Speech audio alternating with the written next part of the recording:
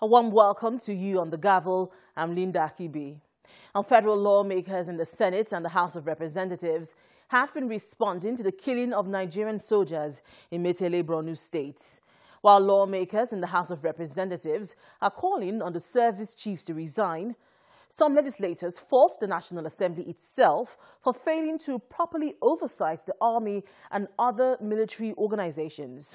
Now, we'll bring you more details of this later on in the program. But first, let's take a look at some of the interesting conversations and debates in the Senate this week.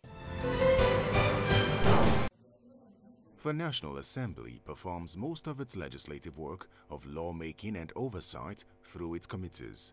However, at plenary session on November 27, some issues came up regarding how committees operate. The leadership of the committee. On November 22nd, a member of the Senate Committee on Army, Senator Ibrahim Dambaba, had accused the committee of inefficiency, alleging that the Senate is unconnected with the happenings of the Nigerian Army. A committee that I am a vice, which has been constituted over 3 years ago, has not been actually performing as a result of weak leadership.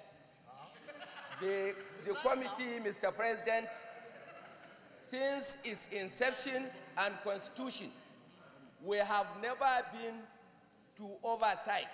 We have not oversighted any army project. In fact, the only oversight that could have been said to be oversight was our visit to the Army headquarters in 2016.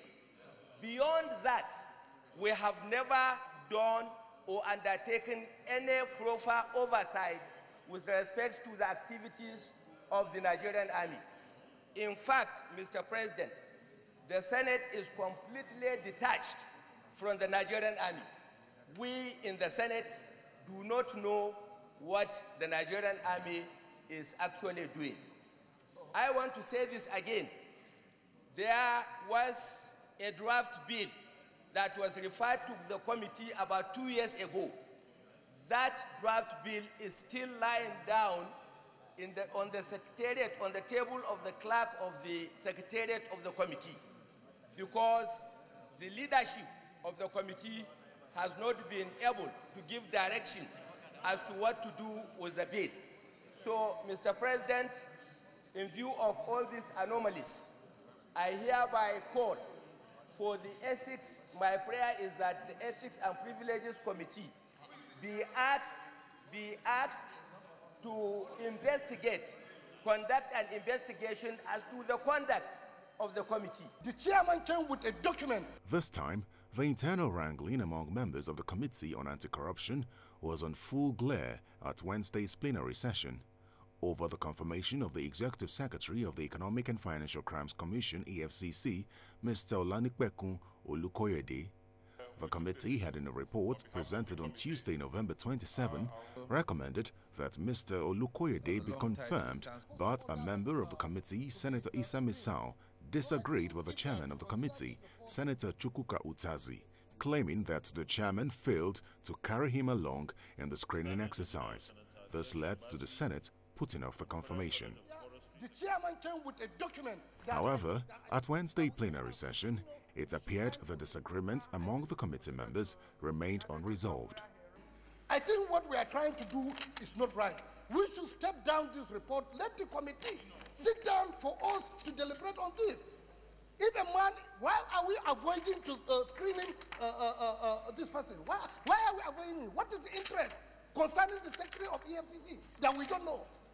If the EFCC, they are doing investigation on individuals, why can't we perform our constitutional right enshrined in the Constitution by Section 88 for us to do it? Why are we afraid to do the right thing? So I think the right thing is for us, let us sit down, unless of course, if we don't have any right in that committee. We are founding members of that committee. I'm not giving to making response to trivialities and frivolities in the floor of the Senate. Mr. President, this committee, the Senate works in committees.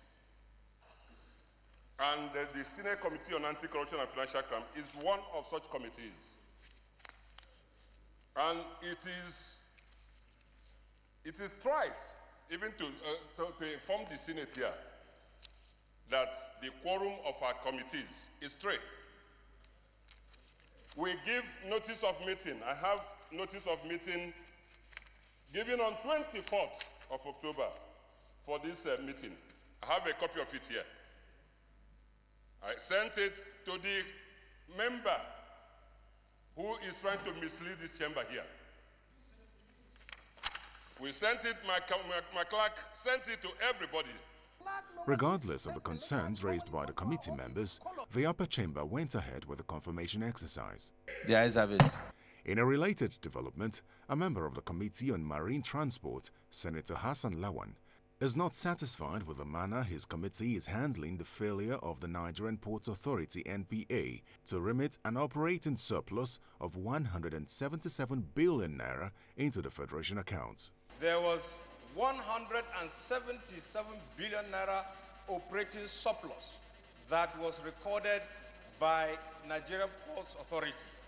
Not a single dime was reported to have been remitted either to the Consolidated Revenue Fund or to the General Reserve Fund. We made these fundamental observations. I raised this with the management of Ports Authority. Till today, 6 months, we have not had anything from Ports Authority. So the question is, where is this 177 billion? It has not been reported. 7 months after, we have not heard from the committee, we have not heard from the management. But members of the committee were not on board with Senator Hassan's allegation. We have what we call passive income. We have what we call derived income. And then we have what we call accrued.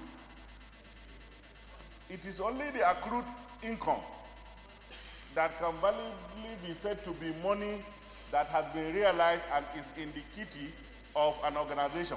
It's important that before any action is taken, we come to the conclusion that this is accrued income, not passive or derived. If there is an issue that has to do with the committee, we have a committee, we have a committee chairman, and I'm privileged to know that he's a member of that committee. So this issue should be brought at the committee level. Then it's the committee that will bring it up, not an individual. I think we should do things rightly. I believe that is the right way to go. We always meet as a committee, and there is no day he presented any issue pertaining to this matter. The Senate President made a pronouncement. Let the committee look into the issues raised by Senator Mohammed Hassan, especially as regards whether there is or isn't any operating surplus.